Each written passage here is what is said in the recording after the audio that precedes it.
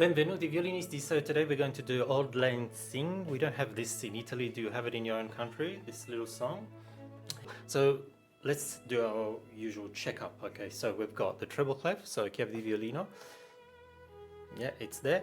Then we got B flat in key. Okay, we don't have any sharps this time, so we have B flat. Something you need to watch out. It's a little spooky. We need to watch out. So let's talk about this. What does it mean if we got B flat?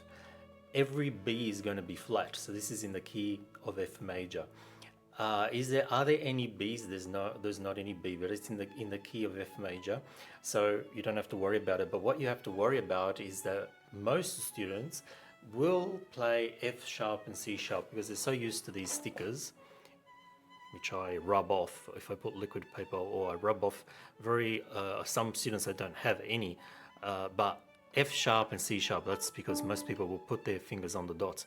Watch out, in this piece you will have F natural and C natural. Okay, so there's no actual F sharp and C sharp. So you'll have to watch out, because when you'll play it, you'll be sounding different from me and you're thinking, there's something going on there, okay? C'è qualcosa di strano. There's something strange. So let's watch out. Let's watch out that we're going to have F natural and C natural, okay? Something to watch out for. I think that's pretty much it. We're going to count 8, of course, because we have quavers during the piece. So 8, 8 quavers, so 8 counts everywhere. The metronome is at 70. Feel free to go slower. There's no problem whatsoever. And underneath, I've also got MF underneath the first rest, which just means mezzo forte. Mezzo forte just means half loud, which doesn't mean too loud.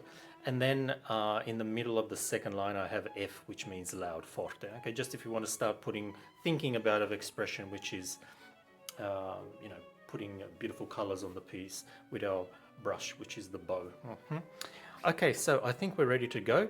At the beginning, we've got 3 crotchet rests, so that just means 2, 4, 6 counts of quavers, which will be just rests, silence, and then the 7 and 8 will be G3, and we're going up with the bow. Okay, I think we're ready to go. Let's go. Stay straight. Get ready. Third finger, all the fingers down, also D2.